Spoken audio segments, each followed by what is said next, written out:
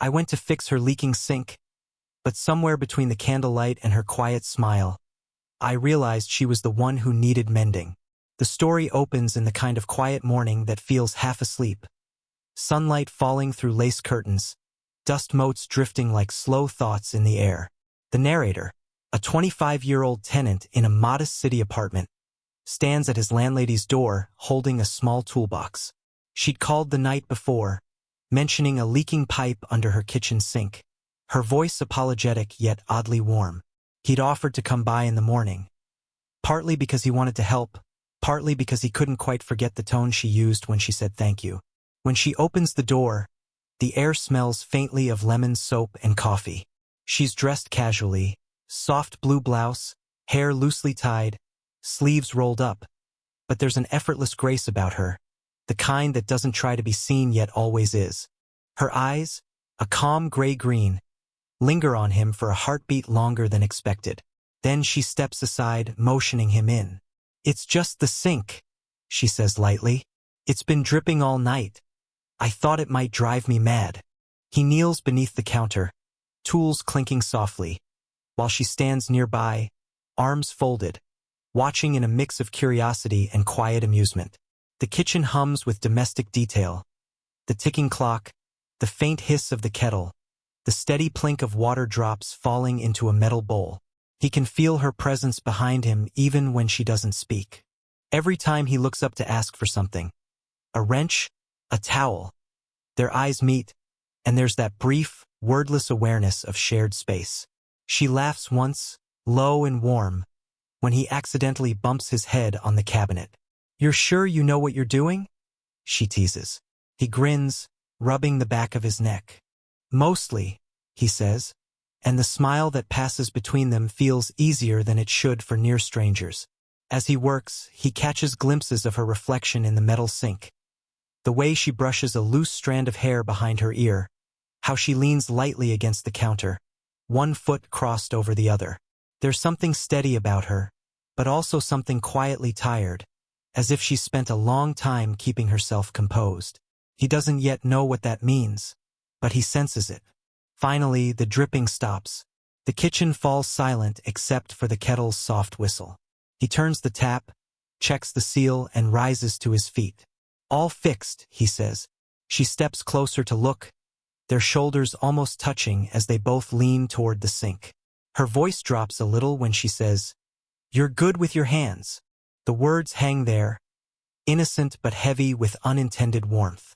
When she thanks him, her fingers brush his shoulder, a fleeting, almost accidental touch.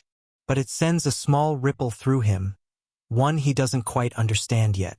He smiles, gathers his tools, and she walks him to the door, saying, "You didn't have to come so early." He replies, "I didn't mind." And as he steps out into the cool morning air, he realizes her scent, that soft mix of soap, citrus, and something personal, has followed him. He doesn't know it yet, but that simple moment, a leaky pipe, a quiet kitchen, a gentle touch, has already changed the rhythm of both their lives.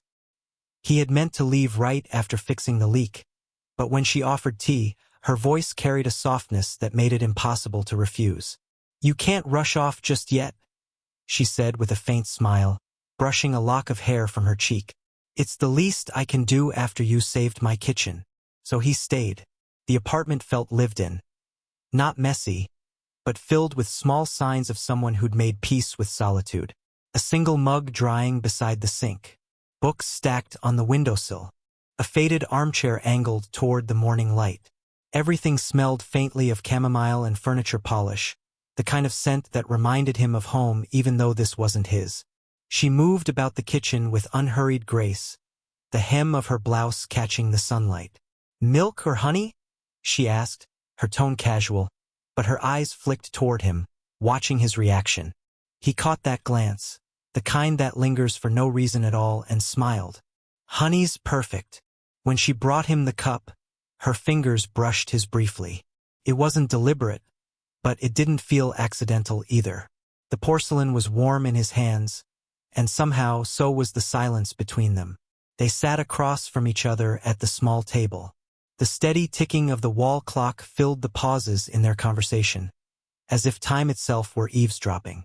She asked where he was from, what he did for work, if he liked the neighborhood. Simple questions, but her attention was complete. Every time he spoke, she seemed to listen not just to his words, but to the quiet spaces between them. He found himself studying her in return. The way she cupped her tea with both hands, the faint laugh lines at the corners of her eyes, the way her expression softened when she smiled. She had a kind of elegance that wasn't practiced. It was natural, worn gently into her like a favorite sweater. At one point, she laughed at something he said, really laughed, and it startled him how young she suddenly looked. "It's been a while since I've had company for tea," she admitted after a pause, her voice quiet now, almost thoughtful. He glanced around the apartment again. The single chair, the quiet clock, the empty photo frame on the shelf. "You should have company more often," he said softly. She met his eyes, and for a moment, something unspoken passed between them. A mutual recognition of loneliness neither wanted to name. Then she stood, setting her mug down. "Next time," she said with a small, teasing grin, "you'll fix something else." Gives me an excuse to make more tea. As he left, she followed him to the door.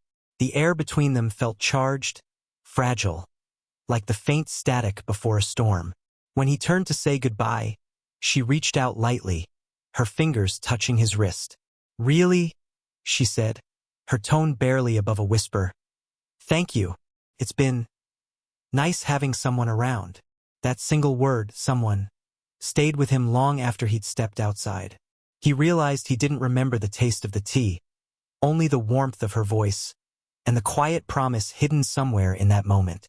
It started with rain, the kind that doesn't announce itself, just begins quietly, as if the sky has finally decided to let go.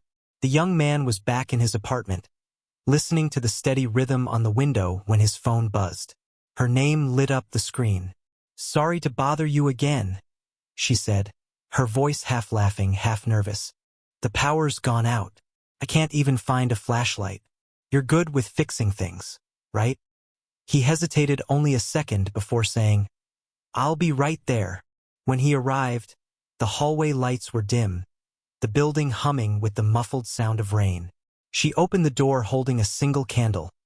Its glow caught in her eyes, soft and gold. The apartment looked different in the half-light, shadows stretching across the walls, furniture softened by flickering flame. "I didn't expect the whole block to go dark," she said, tucking a strand of damp hair behind her ear.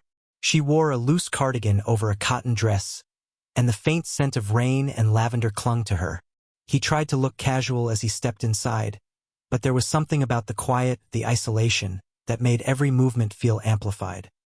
He helped her search for candles, opening drawers and cabinets, both of them laughing softly when their hands brushed reaching for the same matchbox. "Guess we make a good team," she murmured, her voice low, almost thoughtful.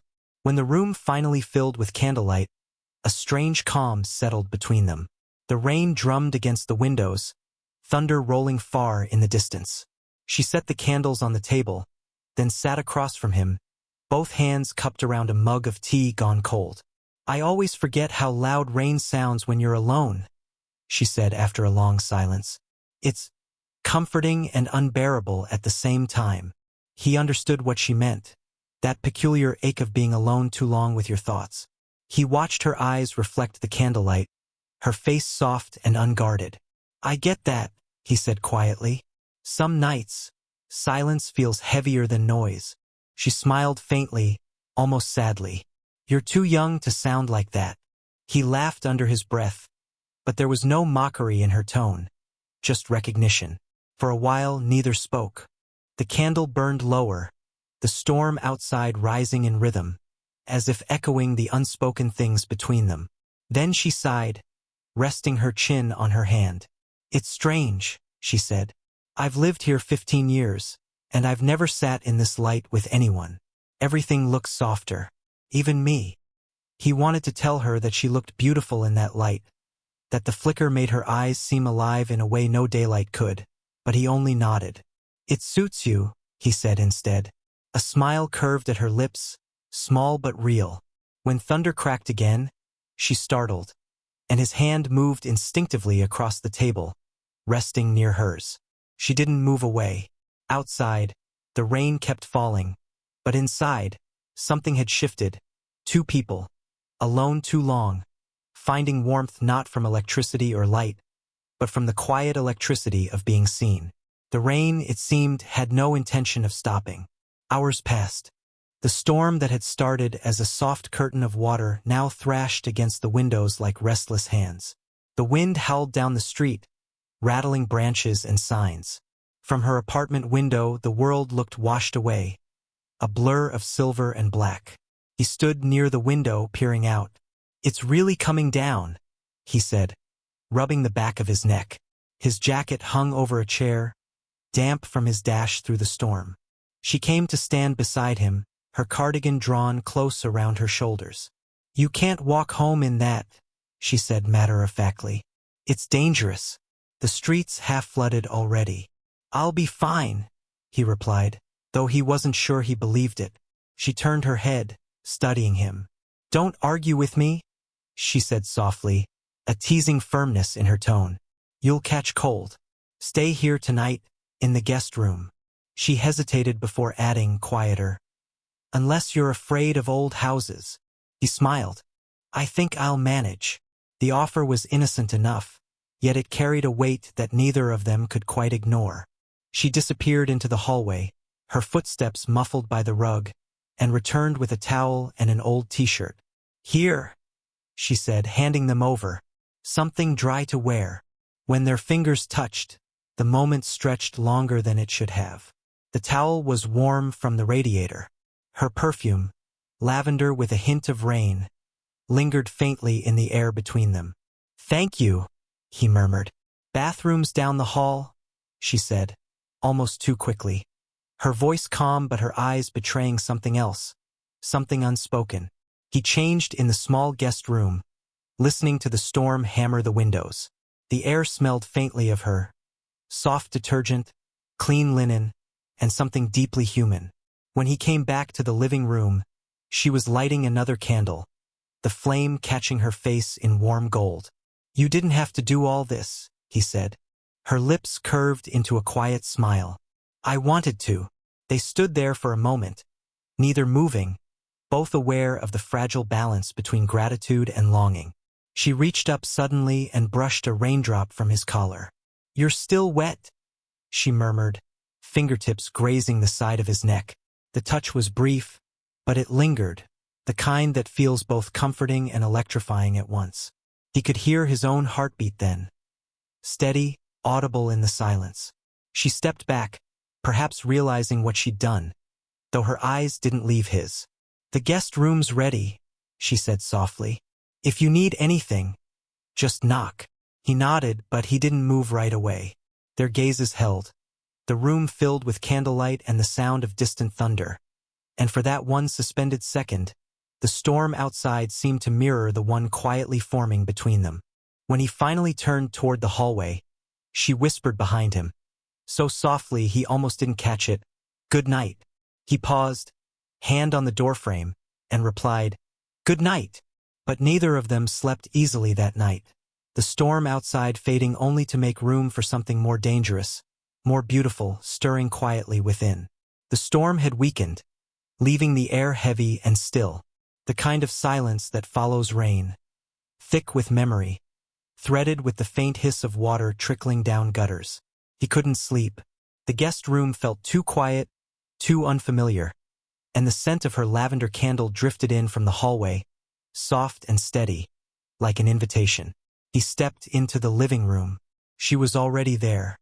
She sat curled on the couch beneath a blanket, her hair down now, loose around her shoulders, her eyes reflecting the dim glow of the lamp. A half-finished cup of tea sat on the coffee table. She looked up at him and smiled faintly. "Can't sleep either?" He shook his head. "Too much rain in my ears." She patted the space beside her. "Then sit. It's quieter in company." He did. The couch sagged slightly beneath their combined weight, the blanket between them brushing his knee. The clock ticked steadily on the wall. For a long moment, neither spoke. "It's strange," she said finally, voice low. Nights like this make the house feel too big. I used to like the quiet. Now it just feels empty. He listened, the softness in her words making him forget to breathe. Do you live here alone? He asked gently. She nodded. Since my son moved away. He visits when he can, but... She stopped, exhaling a sigh that seemed to carry years with it. You spend enough time alone, and you start talking to the furniture. Or the rain. He smiled, though it wasn't amusement, it was empathy. I know what you mean. I moved here for work, but most nights I eat dinner standing over the sink.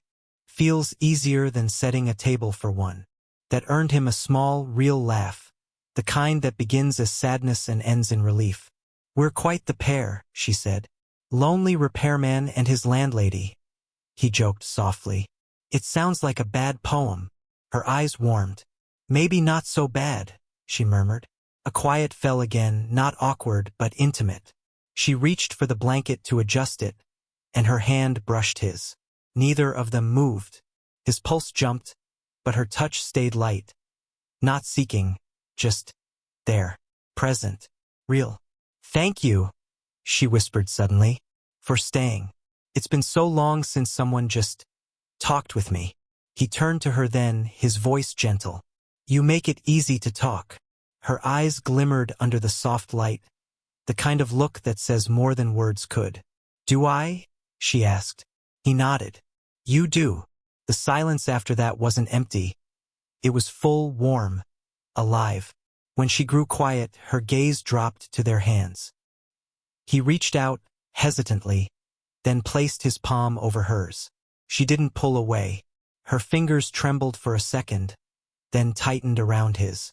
Outside, a faint rumble of thunder rolled across the sky, distant, forgiving. Inside, the air felt charged with something gentler, the unspoken beginning of a bond neither had expected, yet both silently wanted. They sat like that for a long time, no confessions, no promises, just two hands linked in the glow of a fading storm, the kind of moment that changes everything without ever meaning to. The world felt washed clean when he woke. The kind of morning that arrives after heavy rain, when everything glistens and breathes again. Soft sunlight streamed through the guest room window, warming the pale curtains and filling the air with that unmistakable scent of wet earth and coffee. He sat up slowly, blinking at the unfamiliar space. For a moment, he thought the night before had been a dream. The storm, the conversation, her hand resting gently in his.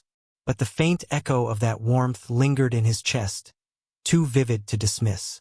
When he stepped into the hallway, he heard the quiet rhythm of her humming. It was a small sound, but it carried through the house like light through fog, gentle, steady, domestic. He followed it to the kitchen. She was there, barefoot on the cool tile, wearing a soft robe tied loosely at the waist. Her hair was gathered up messily, strands falling around her face as she flipped a slice of toast. Sunlight spilled over her shoulders, catching in the steam rising from the coffee pot. She looked peaceful, unaware of how the morning light adored her. He hesitated in the doorway, not wanting to break the stillness. But she turned, as if sensing him, and smiled. You're awake. I was just about to wake you. Her voice was warm, unguarded. The house no longer felt empty. It felt alive. I made coffee, she continued, and there's toast if you don't mind it a little burnt. He smiled, moving closer. After last night, I'll take anything you make. Her cheeks colored slightly, but she laughed. Careful, or I'll start believing I'm good company. You are, he said simply. For a moment, neither spoke. The only sounds were the soft clink of plates, the chirp of sparrows outside, and the faint hum of the refrigerator. The air felt gentle, the kind that invites honesty without demanding it. She poured coffee into 2 mugs, handing one to him. Their fingers brushed again. A small, familiar spark. You slept well? She asked. Better than I expected. He took a sip. It was strong, a little bitter, but perfect. She leaned against the counter beside him, sipping her own. You know, she said softly, I can't remember the last time I woke up to someone else in the house. It felt nice. He looked at her, really looked. The faint lines near her eyes, the way her lips curved when she spoke, the serenity she wore now like sunlight. It felt like home, he said before he could stop himself. She turned to meet his gaze. Something in her expression shifted. A flicker of surprise, then warmth, then something deeper. She reached up absently and smoothed a strand of his hair that had fallen across his forehead. "You've got that bedhead look?" she teased softly, but her voice trembled just slightly. Their eyes held. The world outside was bright again, yet somehow quieter. In that moment, they didn't need to name what was happening. The tenderness in her touch, the steadiness in his gaze. It was enough to simply stand there. Two people who had crossed an invisible line not with words, but with gentle understanding. The rain had passed, but its traces remained, not as a memory of a storm, but as proof that something could bloom after it. The day had ripened into a soft, golden afternoon. The sky outside was a gentle watercolor, pale blue streaked with clouds drifting lazily after the storm. Everything in the world seemed quieter, slower, as if time itself was catching its breath.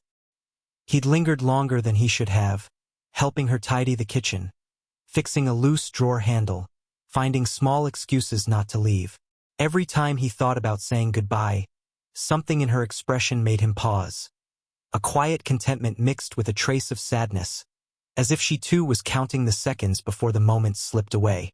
She stood by the counter now, drying her hands on a towel, watching him gather his things. "You've been far more help than a tenant should ever have to be," she said with a soft smile. He chuckled. "Guess I take my rent obligations seriously." Her eyes softened. "You fixed a lot more than the sink, you know?" The words lingered in the air like the scent of rain on warm pavement. Simple, but full of weight. He didn't know how to respond, so he just looked at her, memorizing the way the light touched her face. She stepped closer, reaching up to adjust the collar of his jacket.